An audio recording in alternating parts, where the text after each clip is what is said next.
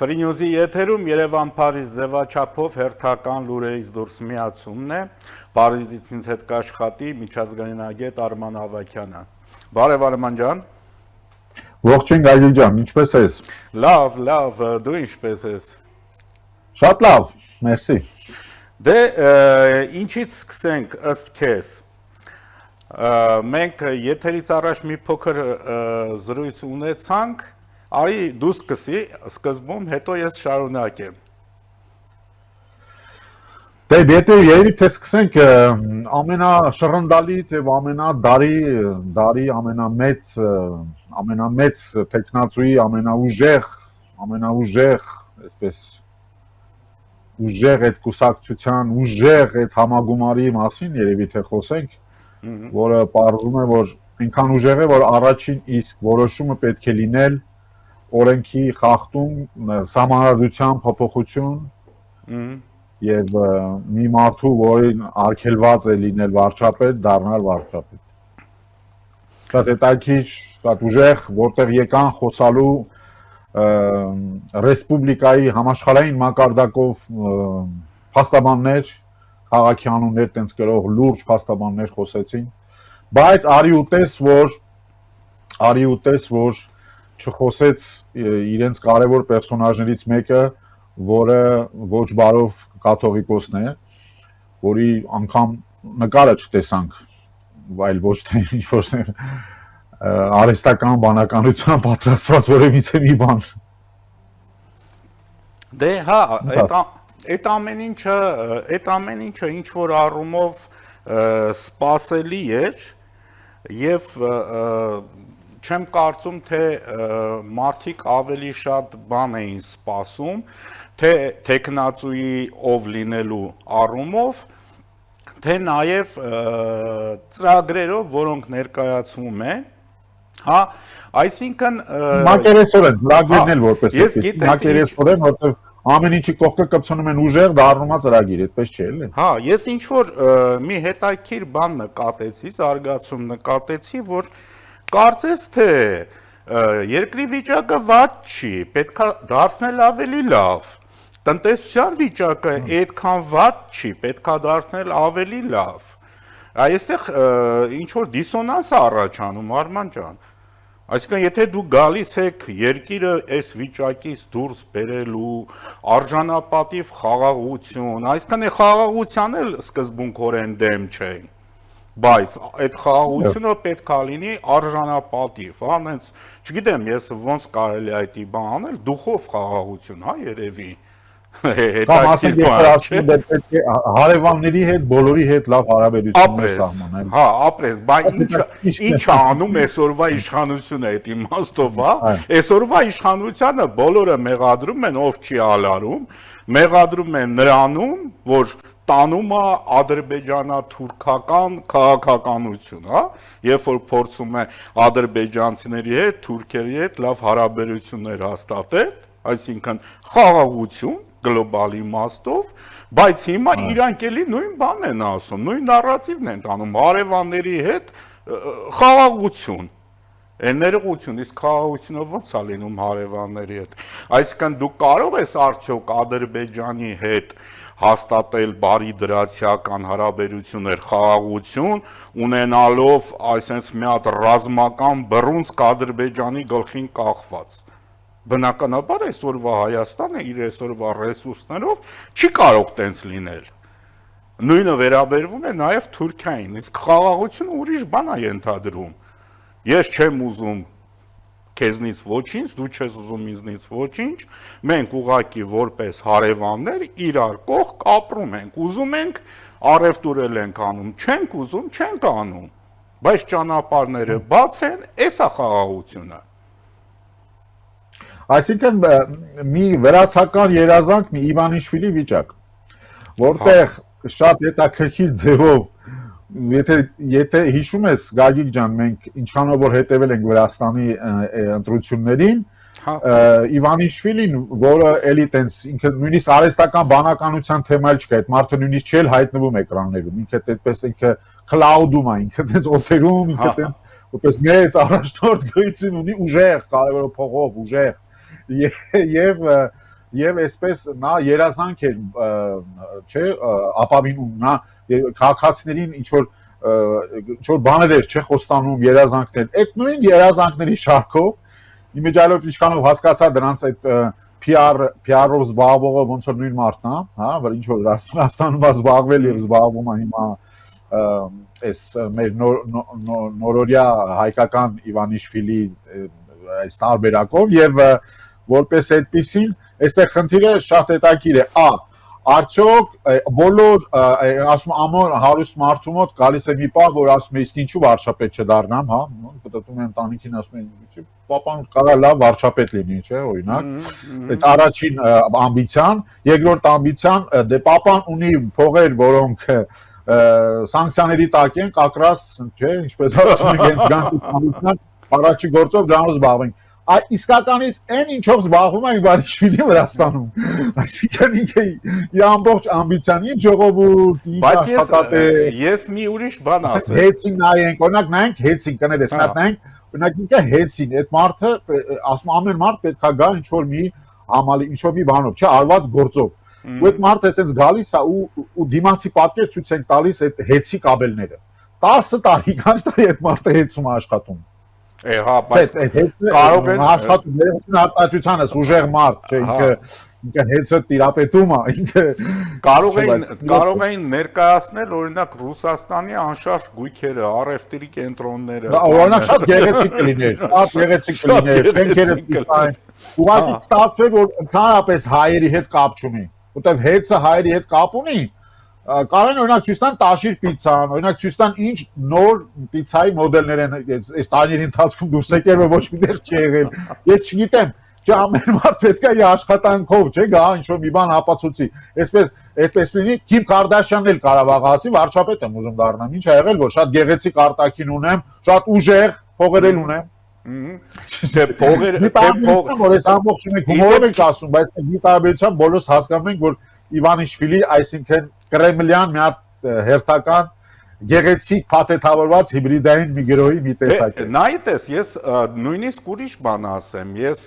գիտեմ, որ Իվանիշվիլին առաջին անգամ երբ որ եկավ իշխանության, հա, այդ առաջին ընտրությունները նկատի ունեմ, Իվանիշվիլին ահագին փող էր ծախսել, ահագին,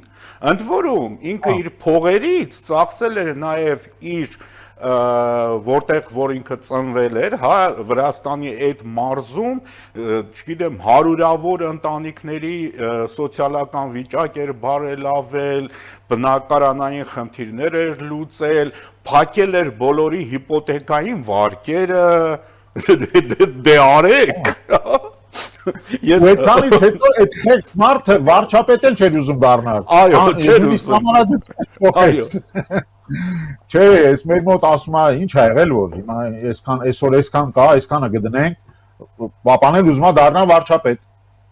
Ճիշտ է, մեր հզոր ուժեղ։ Չէ, մի րոպե էլի։ Ուրեմն ամեն անգամ երբ որ հենց կասեն ուժեղ Հայաստան, ես կասեմ հեցը, նա ցույց տվեք հեցի կաբելները։ Ես ավելին, ես օրինակ ընդունում եմ, որ ցանկացած մարդ կարող է ստեղծել քաղաքական ուժ, քաղաքական կուսակցություն, հավակնել ազգային ժողով անցնելու, հավակնել նաև հավակնել վարչապետ դառնալու, բայց եթե դու գալիս ես, պետք է ներկայացնես սենց, չգիտեմ, մի գլոբալ ծրագիր,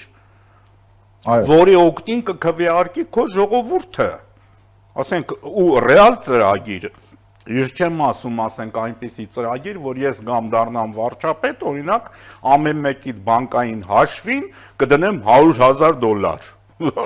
բնական է, չէ, որ ոչ ոք նման բանի չի հավատա, բայց ես խոսում եմ կրկին, փորձում եմ այն ինչ որ թռուցիկ այսօր մենք գիտենք ծրագրային, հետագայում ավելի մանրամասն այդ ծրագրային դրույթներին կանդրադառնանք, ընդ որում կանդրադառնանք բոլորի ծրագրային դրույթներին, թե ՔՊ-ի, թե ուժեղ, ոնց էր կոչվում, ուժեղ Հայաստան։ Ուժեղ Հայաստան, այո, թե ուժեղ Հայաստանի մի ուրիշ կուսակցություն կարող է լինի այնպես միջին Հայաստան, չգիտեմ։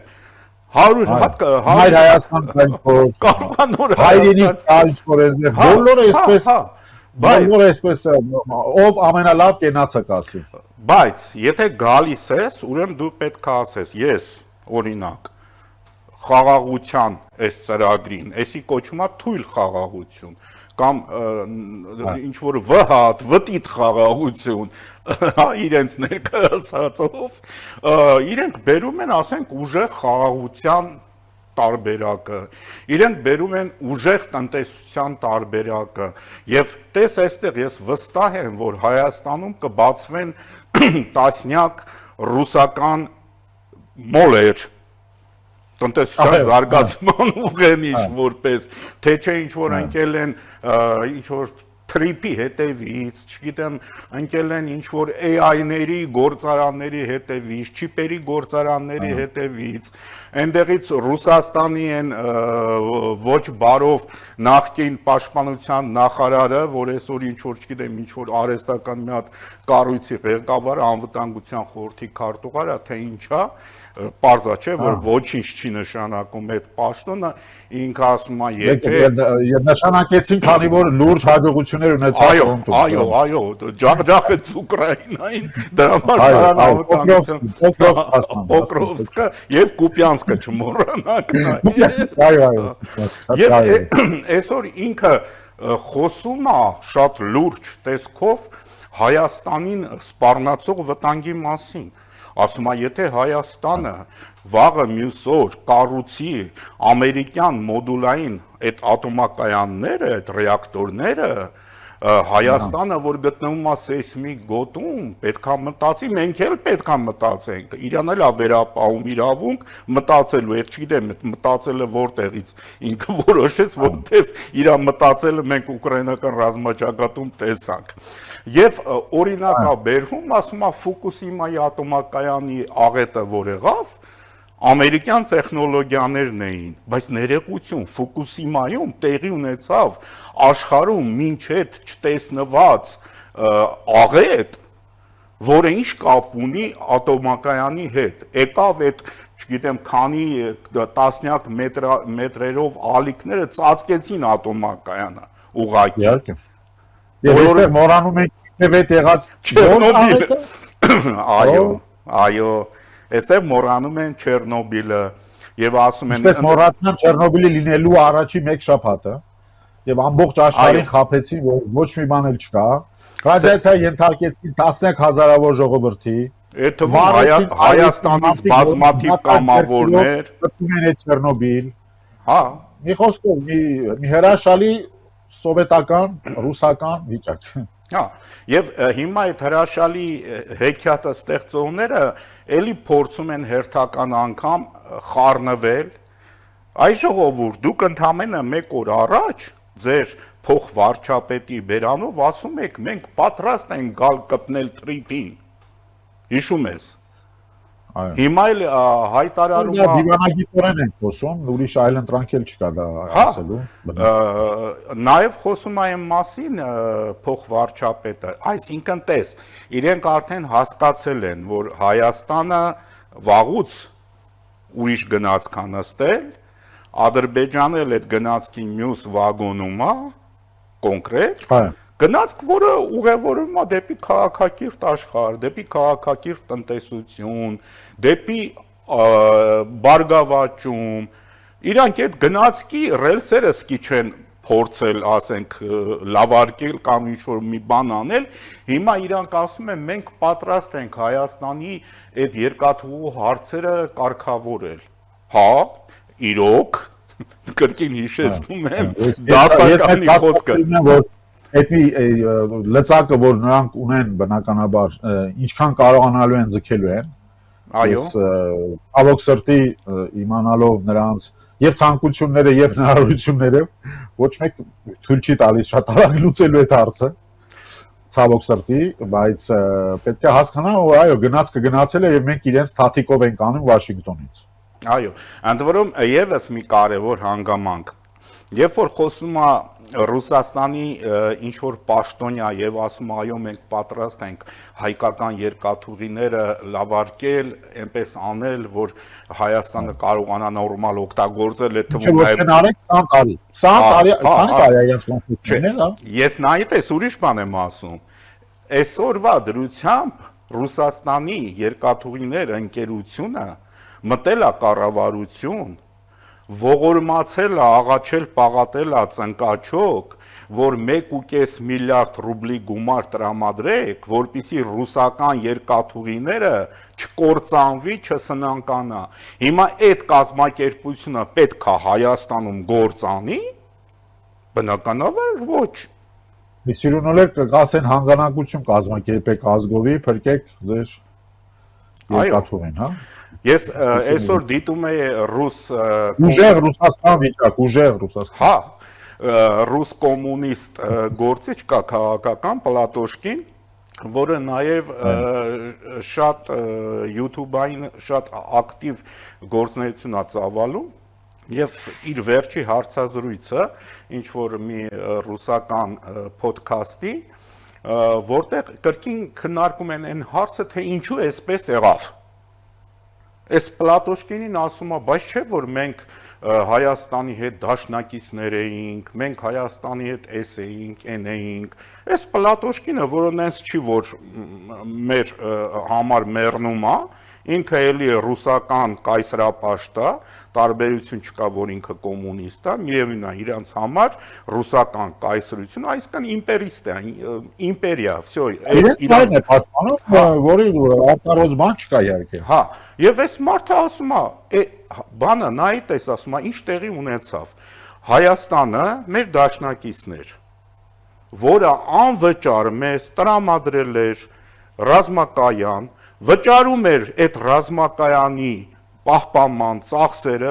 դուք ասում եք գնացեք գտեք մի երկիր, որտեղ գտնվում է օտարերկրյա ռազմակայան եւ որի ծախսերը վճարում է այդ երկիրը։ Այտենց երկիր չեք գտնի։ Պլատոշկինն ասում, հայերը վճարում էին, նույնը սահմանապահ ծառայությունը հայերը վճարում էին, հայերը նաեւ ձևավորում էին այդ անձնակազմը, երթում էին տալիս Ռուսաստանի սահմանադրության վրա, որ կծառայեն։ Ինչ արեցին ադրբեջանցիները, ադրբեջանցիները մի հատ բան կար, շատ հզոր սովետական ռադիոլոկացիոն կայան, Գաբալայի ռադիոլոկացիոն կայանը, այդտեղից էլ վտարեցին ռուսներին, ասում է, այս է տարբերությունը։ Եվ մենք ինչ արեցինք, մենք շատ ավելի լավ հարաբերություններ ենք փորձում պահպանել Ադրբեջանի հետ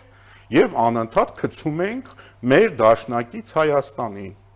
Ինչ սրանով ամեն ինչ արսված է։ Ընդ որում նույն բանը նաեւ իրենց սիրելի Դուգինն է ասել, որ մեր համար Ռուսաստանի հայտնի Դուգինը, Դուգինից խոսենք, այո, չէ՞ խոսել մեր Դուգինը Ռուսաստանի ամենախելացի մարդը, որին շատ ուշադիր լսում է Ռուսաստանի գլխավոր մարդը։ Դուգինի փիլիսոփայությամբ այն կառաջնորդվում։ Եվ Դուգինը ինչ ասում, ասում է Վաշինգտոնյան այդ պայմանագիրը, որ կնքվեց Միացյալ Նահանգների հովանու ներքո Հայաստանի եւ Ադրբեջանի միջև, դա Ռուսաստանի խայտարակությունն էր, Ռուսաստանի դիվանագիտության խայտարակություններ, ովքեր զբաղվում էին հարավային Կովկասով, այդ պաշտոնյաները դրանց խայտարակություններ։ Դրա համար պետք է ունենք, որ բականին ճիշտ էլ ասում են։ Հա, դե այս պահին Դուգինը իհարկե այն ձևակերպումները այլանդակ իր մոտ էլի կար, երբ որ անձնապես վիրավորում է Հայաստանի վարչապետին, Ադրբեջանի նախագահին եւ այլն, բնական է, չէ, ինքն էլ իմպերիստ է, ինքն էլ իր համար գլխավորը վելիկո ռուսական գաղափարախոսությունն է, բայց այդ ամեն ինչը ժողովուրդ մենք էլ ենք տեսնում։ Այսօր մենք դիտեցինք եթերից առաջ Ամերիկայի ձայնի պատրաստած մի տեսանյութ, որտեղ իրենք հավաքել էին, ասես ծաղկակար էին արել ռուսական ռոպագանդիստական հեռուստաալիքների հաղորդումներից կտորներ, որտեղ ինչ էին խոսում այդ մարդիկ, խոսում են Հայաստանում SVO անելու մասին։ Իրանք ուրիշ բան չգիտեն։ Ես էլ եմ ասում, մենք դու էլ ես բազմիցս ասել, այո, պետք է նորմալ հարաբերություններ ունենալ Ռուսաստանի հետ, այդ թվում նաև առևտրատնտեսական հարաբերություններ, բայց առաջնորդվել երկրի շահերով։ Գլխավորապես երկրի շահերով եւ հասկանալ մի բան, որ Ռուսաստանը վերջի վերջո այսօր կիրառում է, ինչպես միշտ կիրառել է ու նա կիրառել է ամեն ինչ իրականացրել է բիրտ ուժով, այսինքն ուժով, վախեցնելով եւ նա չի իմացել ինչ է օրինակ փափուկ ուժը, հա, չի իմացել ինչ է զարգացնել, չի իմացել ինչ է տարիներ շարունակ խոսում ենք, տես օրինակ խոսացինք, մի փոքրիկ օրինակ վերցեցինք, հա, այդ բանը գնացքների եւ ընդհանրապես այդ տրանսպորտային իրավիճակը, տես չկա որևիցե մի այսպիսի մի վարած քաղաքականություն, ոլորտ, որտեղ այդ նմանատիպ մեղմ ասած փնթի, կոպիտ ասած անտանելի ահավոր իրավիճակ չլինի, օրինակ հեծը եւ նմանատիպ ոլորտներ, որոնք կապված են Ռուսաստանի հետ, այսինքն մնացել է այդ բիրտ ուժը, բայց երբ որ տեսնում ենք, որ այդ բիրտ ուժը եւս ինքը այնքան է վատ կազմակերպված, որ այդ բիրտ ուժը, այդ հզոր բանակը Կուպյանսկում է դեռ մարդ էր տալիս եւ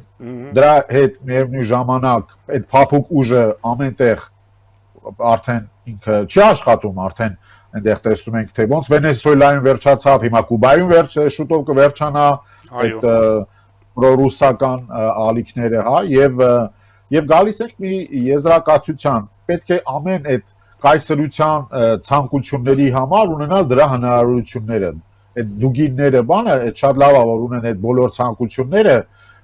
միշտ էլ կարելի է ցանկանալ, բայց պետք է ունենալ նաև դրա հնարավորությունները։ Մեկ, երկրորդը, այդ նորորյա մեր աշխարհում այլևս չեն գործում այդ գաղութային հոգեբանությունը, գաղութայնությունն է, որ ավարտվեց, հա, երկրորդ համաշխարհայինից հետո, ինչքան էլ որ այսօր կան տրամադրվածություններ վերստեղծելու, այսպես գոտիներ, հա, բայց վերջի վերջո ամեն ազգ որոշում է, փորձում է համենայն դեպս ամեն ինչ անելու է, որպեսզի ինքնիշխան որոշի իր լուծումները գալու դրան, եւ մենք առաջին ենք եւ տես վարչապետը նույնիսկ ասեց մի երկու օր առաջ, որ մենք Ռուսաստանի հետ ոչ մի խնդիր չունենք եւ ինչպես եւ չունենք խնդիր ոչ մեկի հետ։ Ուրիշ բան է, որ իրենք տեսնում են խնդիր, բայց այդ խնդիրը գալիս է ումից, հաստատ չի գալիս հայ ժողովրդից։ Մենք կարող ենք վստահորեն այսօր ասել, որ ոչ հայ ժողովուրդը, ոչ հայ ժողովրդի ներկայացնող կառավարությունը, որին ինքը երկրորդ անգամ պատերազմից հետո ընտրեց նույն կառավարությանը, այսինքն այդ նույն մեսիջը գնաց, չէ՞ որ մենք վստահում ենք այս կառավարությանը։ Եվ այսօր այդ կառավարությունը այսօր շատ པարզ ճակատ դեմքով կարող է գնալ Մոսկվա եւ ինձ դեմքին ասել այն ինչ մտածում է, որովհետեւ ոչնչում մենք չենք խափել, մենք չենք խափել։ Ի տարբերություն նույն ռուսների։ Մենք չենք մեր ռուս հայրենակիցներին խափել, ասել մենք խաղաղապահ ենք, բայց ասենք թողել են, որ սովից այդ մարդիկ սոված մնան կամ տակից, այո, բլոկադայի մեջ լինեն, բլոկադայի մեջ են, այլ եւ տակից ուտելիք եք ծախել։ Լավ, ինչքան պետքա տենց անպագորգոր խոսալ եւ վերջում գալ մի հայտարարի, որտեղ ձեզ մնացել է միայն այդ մի խոսալը։ Դե եթե այդ մի խոսալն է մնացել, խոսացեք, ինչ անենք։ Ես ուզում եմ օրինակը բերել Ռուսաստանի թերևս արտերկրում գտնվող ամենանվիրված երկիրը, դե մենք մեզ արդեն հանում ենք այդ ցուցակից, որովհետև մենք այո նվիրված էինք, պատասխանը շատ դառը եւ դաժան ստացանք, բնականաբար մենք ուղղակի մեր շահերով առաջնորդվող երկիր ենք, բայց Ռուսաստանին ամենանվիրված երկիրը դա Հունգարիան էլ չի, դա Սլովենիան էլ չի, դա Կուբան է։ Այսօր Կուբան տոտալ էներգետիկ բլոկադայի մեջ է, տոտալ ռեյսերը, չվերթները, ինքնաթիռների բոլոր դադարեցվել են, որտեղ ինքնաթիռների վառելիք Կուբայում, Հավանայում չկա։ Եվ ինչ անում այսօր դիցուկ, ասենք վերցնենք կրկին նույն Ռուսաստանը, իր ամենանվիրված դաշնակցի համար այսօր ինչ անում, ոչ մի բան։ Հա, բարձրագոչ հայտարարություններ, ընդամենը, եւ վերջ։ Եվ վերջ։ Ձախողված քաղաքականության, ձախողված իմպերիալիստական այդ ցանկությունների, ձախողված երկիրը պահելու պատերազմական ֆոնի մեջ, որովհետև այդպես ավելի հեշտ է կառավարել, որովհետև այդպես ավելի հեշտ է գտնել միշտ թշնամի եւ ասել ուրեմն ամբողջ արևմուտքը թշնամի է։ Ինձ կարողանալ անել դրան հասնել։ Այո, ինձ բազմաթիվ մեր հեռուստադիտողներ փողոցում կլինի, ինչ որ տեղում կլինի, խանութում կլինի, մոտենում են, ասում են, բայց մի քիչ շատ չեք Ռուսաստանի թեմայով խոսում, մի տեսակ տպավորությունա ոնց որ թշնամաբար եք տրամադրված, բայց ամբողջ խնդիրն էն է, ես այդ մարդկանց բացատրում եմ, հիմա ուզում եմ նաև օգտվելով եթերից բացատրել, խնդիրն էն է, որ